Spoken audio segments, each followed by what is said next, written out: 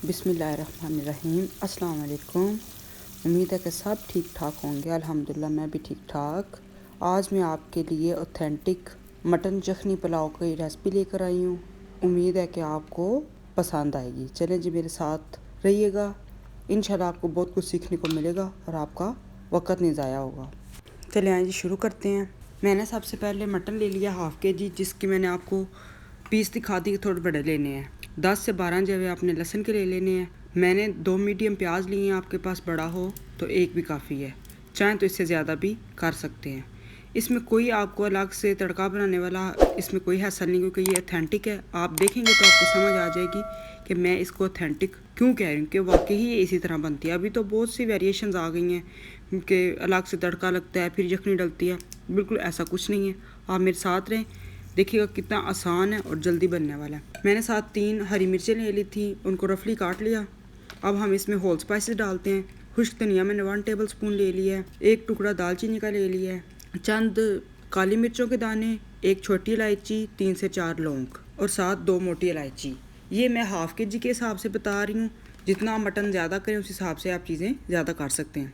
साथ मैंने 1 table spoon जो उनसे सॉल्ट ले लिया है, half tablespoon red crush chili और हाफ़ टेबल स्पून जो उनसे टर्मरिक यानी हल्दी।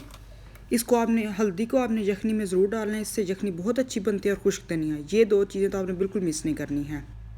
दालचीनी डालने का क्या मकसद होता है कि दालचीनी के साथ आपका जो गोश्त होता है वो गल जाता है लेकिन टूटता नहीं है। आप जो चीज़ें डालते हैं आपको पता होना चाहिए कि आप ये चीज़ें क्यों डालते हैं। चलिए अब आप इसको ऊपर रखते हैं। मैं इसको एक बॉयल देने का इंतज़ार करूँगी। जैसे ही बॉयल आएगा फिर मैं इसके ढक्कन में जो इसका सुराख है ना उसको बंद करूँगी, ताकि इसकी हीट बाहर नहीं निकले। जब आप कुकर में बना रहे होंगे तो फिर आपको ये चीज़ करने की ज़रूरत नहीं है।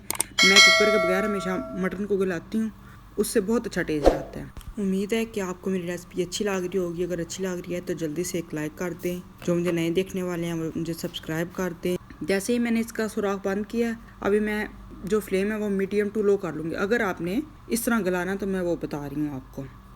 चलें जी, मुझे एक प्यारा सा कमेंट का आते ताकि मुझे पता लगे कि आपको मेरी रेसिपी अच्छी लग रही है। चलें जी, अब मटन को चेक करते हैं। जो मटन है वो बिल्कुल टेंडर हो चुका है। आपने भी इसी तरह फुल टेंडर मटन ही लेना है। अब हम क्या करेंगे, इसकी जो स्टॉक है वो सेपरेट कर लेंगे, लेकिन जो इसमें अनियन और गार्लिक हमने डाला था वो इसके अंदर ही रहने देंगे। मतलब आप स्ट्रेनर से जब स्ट्रेन करेंगे तो वो गोश्त के साथ ही जो अनियन है और गार्लिक वगैरह और हरी मिर्ची है ना वो उसके साथ रहेंगी। ये देखिए मैंने स्टॉक को अलग कर लिया। हम यही स्टॉक यूज़ करेंगे मटन में, पानी यूज़ नहीं करेंगे।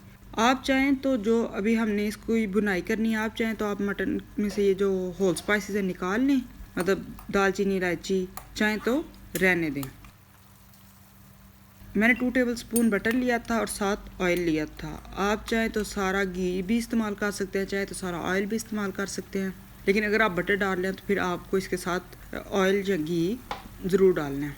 1 टेबल स्पून मैंने ज़ीरा लिया है, क्योंकि हम इस टाइम पे बुनाई कर रहे हैं। अभी हम इसमें ज़ीरा डालेंगे, इससे बहुत अच्छा टेस्ट आता है। और जब आपने इसकी मटन की बुनाई करनी है तो आपने बिल्कुल यखनी सारी नहीं निकाल देनी, थोड़ी सी यखनी रहने देनी है। उससे बहुत अच्छी बुनाई होती है। जो हमने मसाले वगैरह डाले होते हैं ना वो बड़े अच्छे से पकते हैं। जब उसका पानी खुश्क हो जाएगा फिर आपने ग्रीन चिली डालनी है। मैं ग्रीन चिली को इधर काट के डाल रही हूँ, आप चाहें तो कूट के भी डाल सकते हैं। लेकिन इस बात का ख़ास ख्याल रखिएगा कि पहले भी हमने इसमें ग्रीन चिली भी डाली है और रेड क्रश चिली भी डाली है। स्पाइसेस जो उनसे हैं वो आपने अपने घर के हिसाब से डालने हैं। मैं सिर्फ आपको बता रही हूँ कि आपने क्या क्या चीज़ें डालनी है। उस हिसाब से आप पहले सोच लीजिएगा कि आपने कौन सी चीज़ कितनी करनी है। चाहे तो आप क्रश चिली को स्किप भी कर सकते हैं, एज इट इज़ कुछ ज़रूरी नहीं है वो डालनी है। ज़्यादा इसमें क्या ज़रूरी होता है, ब्लैक पेपर और ग्रीन चिली ज़रूरी होती है। जैसे ही थोड़ी सी इसकी बुनाई हुई है तो मैंने इसमें ब्लैक पेपर डाल के भी थोड़ी सी बुनाई की है, क्योंकि बुनाई में ब्लैक पेपर के साथ बहुत अच्छा फ्लेवर आता है, बहुत अच्छा अरोमा आता है। जैसे ही इसकी बुनाई कर लिया, अभी मैं इसमें स्टॉक डाल रही हूँ। मेरे 2 कप चावल थे, इसलिए मैंने 4 कप पानी डाला है। थोड़ा सा ज़्यादा हो तो ज़्यादा बेस्ट है, क्योंकि यखनी वाले जो चावल होते हैं, जो यखनी पुलाव होता है वो हल्का सा नरम होता है और वो नरम ही खाने वाला होता है। बाकी अगर आपको बिल्कुल परफेक्ट पकाने हैं, 100% पकाने हैं, 10% ऊपर नहीं पकाना, तो फिर आप बेशक थोड़ा ज़्यादा पानी ना करें, बिल्कुल बराबर कर लें। तो अगर आपको हल्के से नरम रखने हैं तो फिर आप थोड़ा सा पानी ज़्यादा करिएगा, उससे बहुत अच्छे चावल बनते हैं, बड़े खिले, बड़े अच्छे। अभी मैंने चावल डालने, जैसे ही इसकी थोड़ी सी यखनी ड्राई हुई है। तो जब पानी होगा पर थोड़ी थोड़ी यखनी होगी तो हमने इसमें ब्लैक पेपर, खुश्क धनिया और हरा धनिया डाल के फिर इसको दम पे लगाना है। बिल्कुल इसकी स्टॉक को हमने ड्राई करके तो फिर इसको दम नहीं लगाना, थोड़ी सी रख के फिर दम लगाना है। और जो आपने दम लगाना है, अब आपने इसको 15 से 20 मिनट के लिए लो फ्लेम के ऊपर, जो दम वाली फ्लेम होती है यानी उसके ऊपर 15 से 20 मिनट पूरे दम पे रखना है।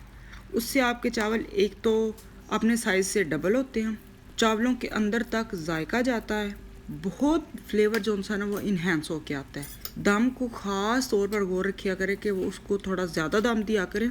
आप चावल पहले थोड़े कम गला लें, लेकिन दम जो सा थोड़ा ज़्यादा दिया करें, उससे चावल बहुत अच्छे पकते हैं। देखिए एक एक चावल खिला हुआ है और हालांकि नरम थे लेकिन फिर भी साथ चिपके हुए नहीं है। इसकी एक रीज़न थी कि थोड़ा सा ऑयल आपने जो घी वगैरह वो थोड़ा सा ज़्यादा रखना है, और दूसरा दम को मैक्सिमम 10 से 15 मिनट लाजम रखना है। मुझे उम्मीद है कि आपको मेरी रेसिपी बहुत अच्छी लगी होगी। बिलीव मी, जितनी ये आसान है उससे कई गुना ज़्यादा ये मज़ेदार है। ये ऑथेंटिक इसीलिए है कि इसका कोई अलग से तड़का नहीं बनता, कोई शार्प इसमें स्पाइसेस नहीं जाते, कोई ज़्यादा नहीं जाते। आप एक बार बनाएं तो आपको खुद ही इस बात का आइडिया हो जाएगा ये ऑथेंटिक क्यों है। वो जो अलग से तड़के लगते हैं उसका एक तड़के का अलग से फ्लेवर आता है, वो इसमें ओरिजिनलिटी नहीं आती है। क्योंकि तो यखनी पुलाव होता है ना, वो उसका टेस्ट दूसरे चावलों की तरह तेज़ नहीं होता, लेकिन हाँ मज़े के बहुत ज़्यादा होते हैं। अगर आपको मेरी रेसिपी अच्छी लगी है तो लाइक करें, शेयर करें, सब्सक्राइब करें, अपने फ्रेंड्स और फैमिली के साथ भी इसे शेयर करें। ईद आ रही है स्पेशली, इसीलिए मैंने आपके साथ शेयर किया। इसे बनाएं, बहुत मज़ा आएगा आपको। ये देखिए जी, मैं आपको मटन भी चेक करवा रही हूँ कि कितना ये गला हुआ है। चलें जी, मुझे दुआ में याद रखिएगा। फिर मिलते हैं किसी नेक्स्ट वीडियो में, तब तक अपना बहुत ज़्यादा ख्याल रखिएगा। फ़ी अमान अल्लाह, अल्लाह हाफिज़।